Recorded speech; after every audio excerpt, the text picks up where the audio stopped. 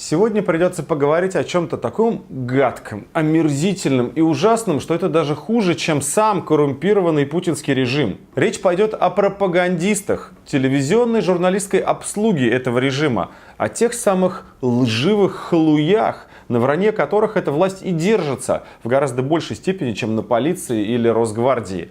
Они главные солдаты Путина. А мы решили познакомить вас с жизнью и бытом этих людей, чтобы вы лучше прочувствовали степень их мерзости и лицемерия и никогда не верили ни одному их слову. Наш первый персонаж настолько отвратителен, что над ним даже смеются его собственные коллеги, и все мы стали свидетелями очень комичной перепалки на эту тему. Это соловьиный помет. Натуральный соловьиный помет. Во-первых, это хорошее название для шоу на канале «Россия». Внутри конгломерата лжецов он особенно выделяется, и большинство старается держаться от Соловьева подальше. Но государство его любит и ценит настолько, что он заполонил собой все общественно-политические передачи на телевидении и радио. Но правильно, где же вы еще найдете человека настолько наглого, который, комментируя антикоррупционные митинги, может сказать, что ни много ни мало люди, вышедшие на них, это дети коррупционеров? Вот если говорить о молодежи, ты обратил внимание, они все с телефонами. Конечно. Они все мажоры. Все такие стильненькие. А подумай, почему они стильненькие? Это значит, что это дети коррупционеров. У Соловьева талант. Он меняет свою точку зрения моментально. Переобувается прямо в воздухе. И каждый раз он врет душевно, от чистого сердца. Вот он против власти, оппозиционер. Администрация президента, которая схватила все, что было в стране, и за последние 10 лет показали, что они не могут сделать нашу страну богатой и развивающейся. Но эти уродцы держат просто так щупальцами всю политику. А вот он, путинский патриот-государственник. Мы верим в Путина и мы верим в Россию. Вот же он совсем недавно говорит: не дай бог, если Крым вернется в состав России. Я хочу спросить, обсуждается ли возможность возврата Крыма России? Да не дай бог. А как вы себе это представляете? А сейчас перевернулся на 180 градусов и остался таким же верным своим новым идеям. Этот день мы приближали как могли. Крым и Севастополь снова в составе России. Историческая справедливость восторжествовала. Ну а про меня-то он вообще много лет говорит исключительно с переходом на какие-то визги и кудахтанье. То есть собрал 5 миллионов рублей, нанял Любу. Знаешь, такие все борцы, все такие... Но не считайте его простачком. Ложь в России – дело очень прибыльное. Давайте же посмотрим, на какой образ жизни сумел заработать этот персонаж благодаря полному отсутствию совести и языку без костей.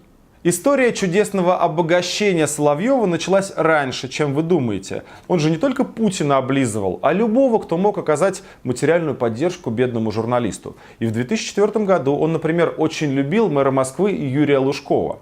А потом обратился к мэрии, сказав: «Я вас так люблю, и у меня такая маленькая квартира». И чиновники оказались благодарны. Личным распоряжением Лужкова ему подбирают 4-комнатную квартиру в центре Москвы в одном из новых элитных домов. Вот в этом, на Долгоруковской. Мэрия Москвы потрудилась, нашла 160-метровую квартиру, оценила ее 3 различными способами и велела продать Соловьеву по низшей из оценок за 2,5 миллиона рублей. Так, погодите, что-то тут не то. Ну правильно, ведь средняя цена за квадратный метр жилья в ЦАО в месяц покупки была $2600 за квадратный метр. Но в таком элитном новострое гораздо больше. Давайте предположим скромно, что 3000. Умножаем на метраж, и выясняется, что настоящая рыночная стоимость соловьевской квартиры больше 13 миллионов рублей. Я напоминаю, что это 12 лет назад. 13 миллионов рублей и сейчас большая сумма, а тогда была просто огромная. И Соловьев при помощи мэрии купил жилье в 5 раз дешевле того, сколько оно на самом деле стоит. А разницу заплатили мы с вами. И по сегодняшний день эта квартира принадлежит ему. Стоит, правда, сильно больше. Судя по ценам на квартиры в этом доме, около 91 миллиона рублей. Ну а дальше наш мальчик продолжил врать в телевизоре и отлично зарабатывать на этом. Какая же мерзкая и жирная тварь. Уже в 2007 году Соловьев покупает в этом же доме еще одну квартиру, двухэтажную, 146 квадратных метров. И в этот же день еще одну соседнюю 140 квадратных метров. И все это уже куплено не у Москвы, а у частных продавцов. Продюсера Александра Толмацкого и его сына Децла. Итого, 3 квартиры Соловьева в одном этом доме сегодня стоят около 250 миллионов рублей. Время идет, власть деградирует, ворует все больше, и ей все больше нужны такие, как Соловьев, которые с экрана расскажут о мудрости Владимира Владимировича Путина и убожестве оппозиции. Потому что не двойные стандарты, а просто либерас. И она готова платить. В 2008 году наш журналист покупает землю в коттеджном поселке Стольное. Это ближайшее Подмосковье рядом с писательскими дачами в Переделкино. Соловьев там решает строить дом. Я подозреваю, что по собственному проекту, потому что, как бы это сказать, дом очень странный. Он, естественно, огромный, 4-этажный, земли там 60 соток, но вот я рискну предположить, что это самое уродливое строение, которое когда-либо снимал ФБК. Вот мы летим над переделкинскими дачами. Вокруг обычный такой пейзаж, дома, большие, маленький лес. Вдалеке возвышается белое здание. То ли райком какой-то, может, местная администрация или поликлиника. Нет, вовсе не поликлиника, а дом Владимира Рудольфовича Соловьева. Давайте быстренько его облетим, потому что смотреть здесь абсолютно нечего. Это реально просто 4-этажная коробка с парой колонн и пристроенной верандой. Больше на офис какой-то похоже, если честно. Возможно, оттуда работает маленькая секретная армия ручных гопников, которые периодически захватывают твиттер Соловьева.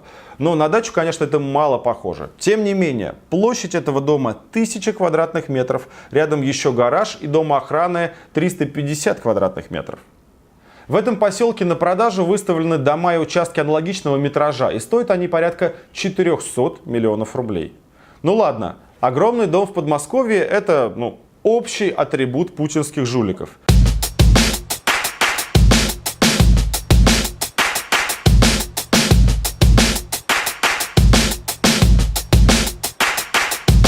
Но ведь должно быть такое нечто, что подчеркнет особенное положение Владимира Рудольфовича. Не просто больной упырь, бездарный больной упырь, который завидует всем и не понимает своей бездарности. Он ведь не просто журналист, он отчаянный патриот.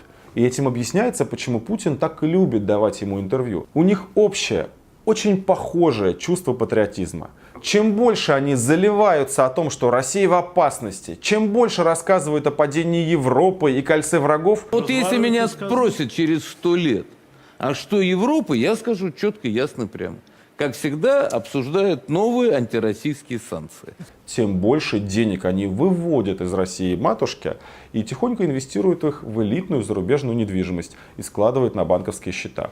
Уверен, что большинство из вас прекрасно догадывается, что я сейчас покажу и куда мы с вами вот-вот перенесемся. Конечно же, в Италию. То ли дело Италии, страна, где нет коррупции. А именно сюда, на участок на берегу озера Кома. Вот прямо тут, у кромки итальянского озера, и пустил корни наш сегодняшний герой. Разговоры о доме Соловьева на Кома ходили давно, однако сам счастливый владелец не утруждался их подтверждать.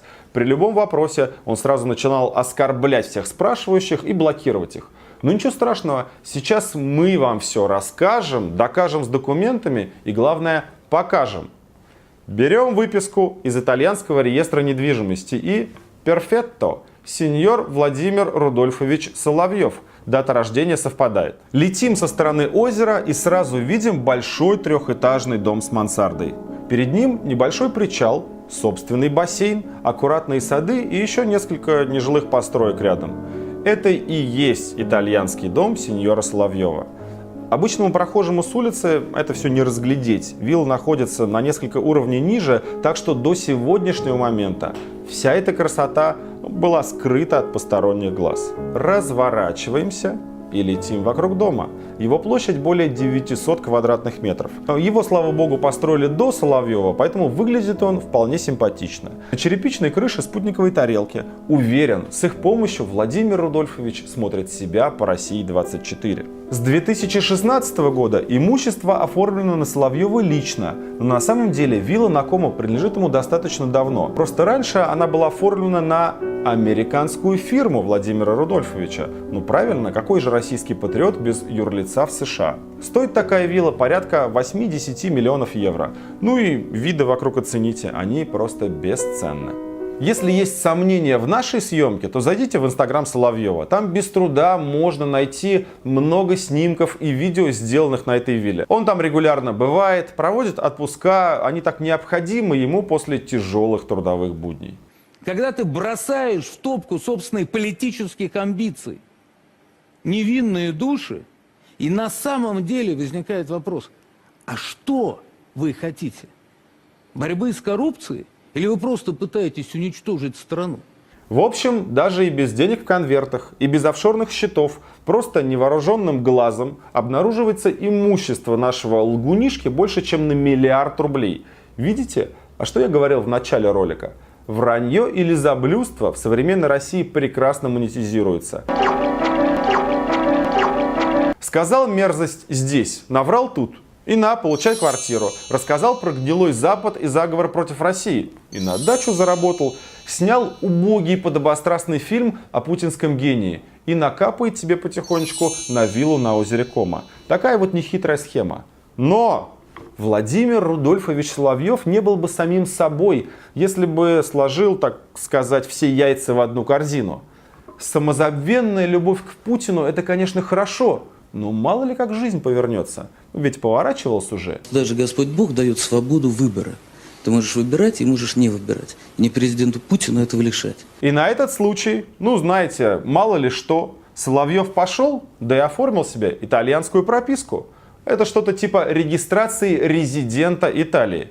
Путин-то, конечно, великий, а Европа-то, конечно, гнилая, но запасной аэродром никто не отменял. Есть плохой Гитлер, плохой Сталин и хорошая Европа. Ложь. Хорошая Европа. Это ложь. В любой развитой стране, в США, где у него была фирма, или в Италии, где у него дом, Соловьева давно бы уволили к чертям.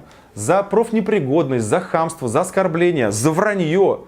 И такие вот недожурналисты, как Соловьев, это прекрасно понимают, поэтому и сторожат эту коррупционную власть с такой яростью и остервенением. Нам повезло, у нас сильный, умный, талантливый лидер. И мы сильный, умный, талантливый народ. Они знают ведь, не будет у власти Путина, не будет и их. Не будет госконтрактов, не будет передач, не будет квартир и дач на Кома. Ничего у Соловьева не будет. В нормальной системе его единственная участь — это быть тем, кем он и является — бесталанным третьесортным журналистом.